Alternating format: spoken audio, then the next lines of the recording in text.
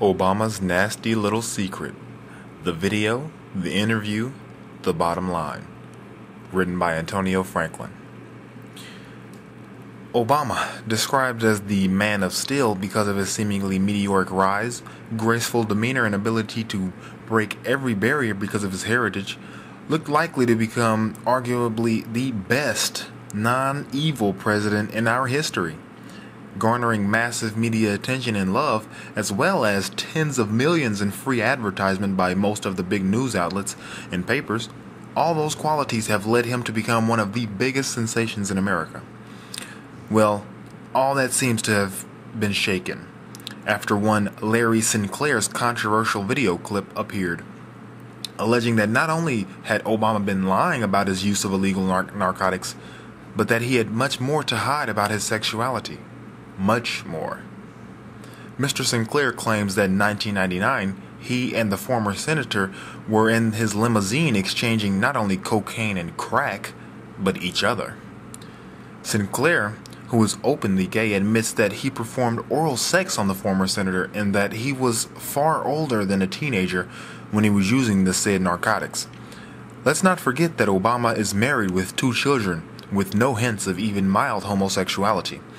After all, part of his unexpected rise was because of his sex appeal, with videos like Obama Girl, I Got a Crush on Obama, received nearly 5 million views on YouTube, and comments like, he's so sexy, I can picture myself staring at that for 4 years.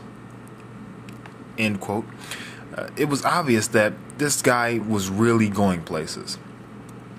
I'll admit my bias for Obama. As a fellow black man, it was a pleasant surprise to see this man explode into the media powerhouse that he became. A background check of the man proved that he was the real deal, not to mention one great orator with only minimal issues possibly affecting voter opinion. So, normally, I would simply write this off as another Hillary or Ron Paul fanboy's desperate attempts to discredit Obama. Yet the video had already picked up over 100,000 views in less than a week. I decided to make it my personal responsibility to squash this rumor and whoever made it. That's when I researched Larry Sinclair. It turns out that Jeff Rentz was faster on the draw than I. It has now been a week since the entire story was ferreted out, which is basically a year in internet time. This should be more than enough time for the mainstream media to come out and ask Obama the hard questions to get his story on the whole incident. Apparently, either they have not heard the story or are ignoring it. Upon investigation of that, it turns out to be the latter. There is proof that staff at CBS has actually viewed the video. No doubt, as an enthusiastic Obama supporter, these revelations broke my resolve. I am not a homophobe, nor do I support the war on drugs and the restrictions of freedom of choice. Mr. Sinclair's reasons for coming out into the open on this is because Obama is dishonest about doing those drugs. Yet my reasons for being interested in seeing this come to light is how Obama has been potentially dishonest to his family. The dangers of bisexuality on the married couple is self-evident.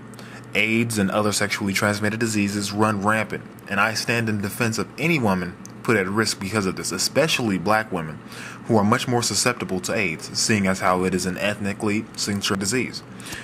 I believe that this should see the brightest light of day.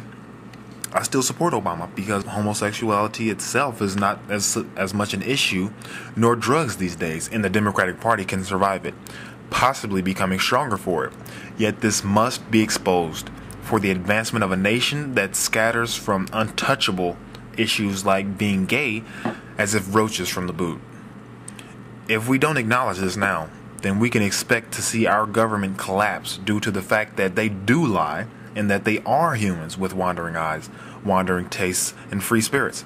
But let us not ignore our responsibilities to those we invest our interests to serve. Hi, my name is Larry Sinclair.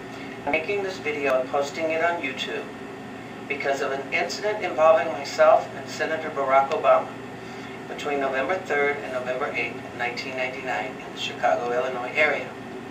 The mainstream media and Obama himself has done greatly to prevent this story from becoming public.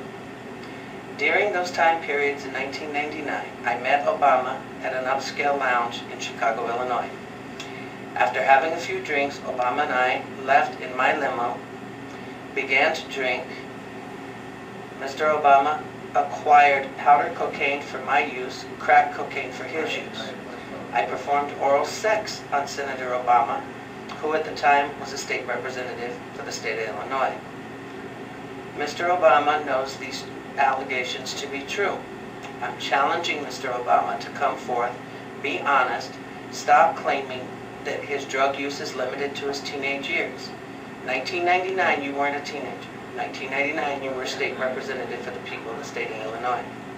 1999, I performed oral sex on you in the back of my limo, as well as in my hotel room in Gurnee, Illinois, 2 days later. If you challenge the authenticity of this allegation, I challenge you to take a polygraph test, as I will submit to as well. These allegations are true and need to be told to the public. Let the public decide whether Mr. Obama is being forthright and honest. Thank you.